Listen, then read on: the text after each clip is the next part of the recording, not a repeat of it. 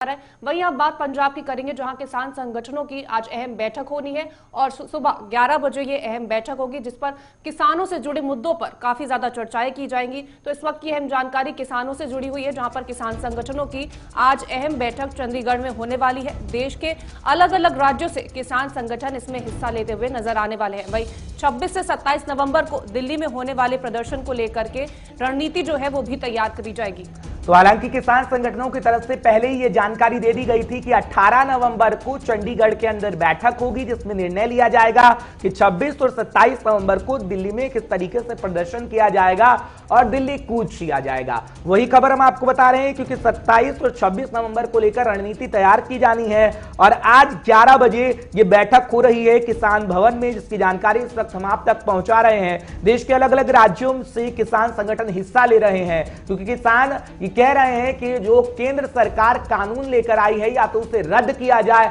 या फिर उसमें संशोधन किया जाए, लेकिन केंद्र सरकार है कि मानती नहीं, अड़िग है, ये किसान कह रहे हैं। और किसान की अगर बात करें तो किसान पिछले दिनों आपको रेल की पटरियों पर नजर आया था और पंजाब के अंदर सड़कों पर नजर आया था, लेकिन अब वो पंजाब तक सीमित नहीं रहेगा, वो दिल्ली तक आएगा, दिल्ली कूच करेगा। क्योंकि हालांकि अगर बैठकों की बात करें तो एक बार पहले बैठक हो चुकी है केंद्र के साथ किसान संगठनों की, लेकिन किसान संगठन ये कह रहे हैं कि जो स्थिति केंद्र सरकार हमें समझाने का प्रयास कर रही है वो हमारे हक में नहीं है, इसलिए हम अपने हकों के लिए आवाज उठाएंगे और राजधानी दिल्ली तक जाएंगे, ये किसान संगठनों का कहना है। और आज पूरी रणनीति राजधानी दिल्ली में किस तरीके से प्रदर्शन किया जाएगा, दिल्ली कूच किया जाएगा, उसको लेकर है। तो इसी को लेकर के ये बता दें कि केवल चंडीगढ़ के ही किसान इसमें शामिल नहीं होंगे, साथ ही देश के अलग अलग राज्यों से जो किसान संगठन है वो भी इसमें शामिल होने वाले हैं और साथ ही चर्चा भी की जाएगी कि किस तरह की जो रणनीति है वो तैयार की जाए, ताकि केंद्र सरकार तक अपनी बात पहुंचाई जा सके, ताकि उनको वो समझाया जा सके जो किसान उन्हें समझाना चाहते हैं कि किस तरह की उन्हें दिक्कतें हैं। अगर कृषि कानून में संशोधन नहीं किया जाता है या उन्हें रद्द नहीं किया जाता है तो उन्हें किस तरह का नुकसान होगा और किस तरह का नुकसान इतने दिनों से वो झेल रहे हैं। क्योंकि जिस तरह से पंजाब में यह हम पूरा नजारा देख रहे हैं, जिस तरह से किसान आकर के रेल रोकों पर बैठे थे, रेलों को रोका गया था, साथ ही कई ऐसी चीजें हैं जिनको लेकर के समस्याएं पैदा हो रही, चाहे वो बिजली की समस्याएं हो, चाहे वो अलग अलग राज्यों में चीजें पहुंचाने की हो, क्योंकि सर्दियों का मौसम था, त्योहार का मौसम था, काफी ज्यादा नुकसान जो है वो किसानों को हो चुका है। तो हमारे साथ हमारे संवाददाता नवदीप जुड़ गए। नवदीप जी, समझाइएगा, जिस तरह से ये कहा जा रहा है कि अलग अलग राज्यों के जो अब किसान है वो भी इसमें शामिल होने वाले हैं, तो किस तरह की स्थिति है जो वो बनती हुई नजर आएगी? देखिए कीर्ति, कल चंडीगढ़ के अंदर सभी जो 30 किसान संगठन है पंजाब के, उनकी एक अहम बैठक हुई थी और उसके बाद 5 बजे जो कल प्रेस कॉन्फ्रेंस हुई थी उसमें सभी किसान संगठनों ने ये साफ कर दिया था कि जो भी प्रतिबंध या फिर पंजाब के अंदर जिस तरीके से रिस्ट्रिक्शन किसान संगठनों की तरफ से लगाई गई है, चाहे वो चक्का जाम को लेकर हो या फिर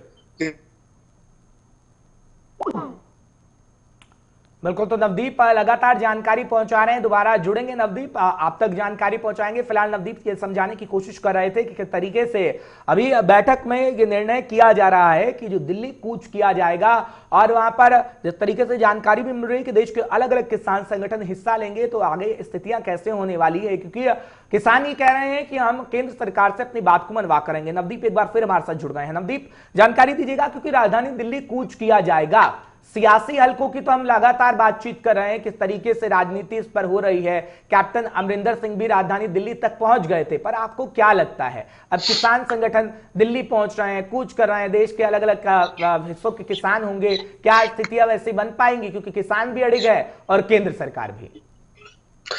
देखिए बिल्कुल, कल जिस तरीके से किसान संगठनों के तेवर थे, और मैं आपको बताना चाहूंगा कि कल चंडीगढ़ में जो बैठक हुई थी उससे पहले पंजाब सरकार के 7 जो मंत्री थे वो मिलने पहुंचे थे किसानों से और उन्होंने गुहार लगाई थी कि पंजाब के अंदर जो है मालगाड़ियों के अलावा यात्री ट्रेन को भी बहाल करने के लिए किसान राजी हो जाए। लेकिन किसानों ने उनकी मांग को पूरी तरीके से ठुकरा दिया था और किसानों का यह कहना था कि हमने मालगाड़ियां पंजाब के लोगों के और देश के लोगों के हित में जो है चालू करने के लिए केंद्र सरकार को ये छूट दी थी, मंत्रालय को छूट दी थी, लेकिन अब वो शर्त रख रहे हैं। लेकिन अगर केंद्र सरकार पहले मालगाड़ियां शुरू करता है तो हम आपात बैठक बुलाकर यात्री ट्रेन को शुरू करने के लिए बोल सकते हैं, लेकिन केंद्र सरकार को कोई अड़ियल रवैया अपना रहा है, इसलिए हम भी अपनी जो है कहीं ना कहीं जो प्रदर्शन से पीछे नहीं हटेंगे और यात्री ट्रेन को चलाने की छूट नहीं दी जाएगी। दूसरा अर्थ मैं बताना चाहूंगा, आज जो चंडीगढ़ के अंदर 11 बजे बैठक शुरू होगी, ये पहली बार हो कि चंडीगढ़ के अंदर आज महाराष्ट्र से भी किसान संगठन हिस्सा ले रहे हैं और उत्तर प्रदेश, बिहार, राजस्थान, दिल्ली, हरियाणा, तमाम जो जहां पर भी किसान नेता है, जहां पर भी किसान संगठन है, करीब करीब 250 से ज्यादा किसान संगठनों के नेता जो है आज वो पंजाब के अंदर पहुंच रहे हैं और एक बड़ी बैठक हो रही है। इसके अलावा मैं आपको हर्ष बताना चाहूंगा कि कल किसान संगठनों से बातचीत हो रही थी तो उनका साफ तौर पर कहना था कि 26 और 27 नवंबर को जो दिल्ली के अंदर प्रदर्शन होना है उसको लेकर 21 नवंबर को पूरे पंजाब के अंदर जो है बैठकें की जाएंगी और रणनीति जो है वो तैयार की जाएगी। और उनका साफ तौर पर कहना था कि लाखों की संख्या में पंजाब से जो किसान नेता है, आम किसान है, वो दिल्ली कूच करेंगे, उनके परिवार कूच करेंगे, ट्रैक्टर, ट्राली, ट्रक, पैदल, तमाम तरह का ये मार्च होगा। और उनका साफ तौर पर यह भी कहना था जब मीडिया ने ये सवाल किया कि दिल्ली के अंदर कोरोना लगातार बढ़ रहा है, अगर दिल्ली सरकार ने क्योंकि अनुमति नहीं दी है आपको धरने के लिए तो किस तरीके से होगा, तो उनका साफ तौर पर कहना था कि जहां पर भी पुलिस ने उनको रोकना चाहा या जहां पर भी उनको रोकल तो वहां पर वो धरना शुरू कर देंगे, यानी कि पूरे तरीके से दिल्ली को जाने वाले जो रोड है वो ब्लॉक हो सकते हैं। अर्षद, ये बहुत बड़ी खबर है क्योंकि उनका साफ तौर पर कहना है कि किसी भी तरीके से वो पीछे नहीं हटेंगे। और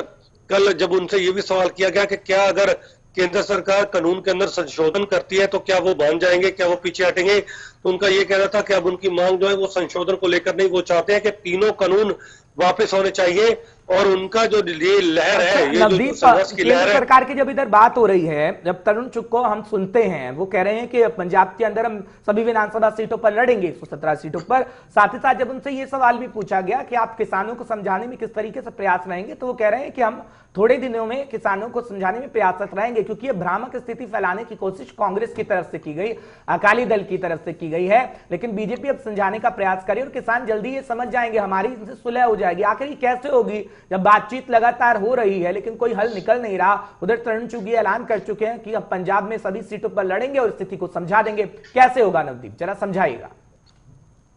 देखिए जहां पर मैं पंजाब के अंदर बीजेपी की स्थिति की बात करूं तो आज देखिए कि आज पंजाब के अंदर 10 बड़े जो वर्चुअल तरीके से दफ्तरों का उद्घाटन किया जाना था, यानी कि लोकार्पण किया जाना था, लेकिन वो कार्यक्रम आज बीजेपी की तरफ से टाल दिया गया है। हालांकि उसके पीछे तर्क और दिया गया, लेकिन ये भी माना जा रहा है कि किसानों की बैठक को देखते हुए, किसान आंदोलन को देखते हुए एक बार ये जो कहीं ना कहीं वर्चुअल तरीके से जो लोकार्पण का कार्यक्रम था वो टाला गया था। कल किसान संगठनों ने साफ कर दिया था कि अगर पंजाब के अंदर कोई भी ऐसा कार्यक्रम होगा तो वो उसका पुरजोर तरीके से विरोध करेंगे, वो दफ्तर को किसी भी तरीके से उसका उद्घाटन नहीं होने देंगे। कल किसान संगठनों ने ये साफ कर दिया था। यही कारण था कि कल देर शाम तक जो थे यही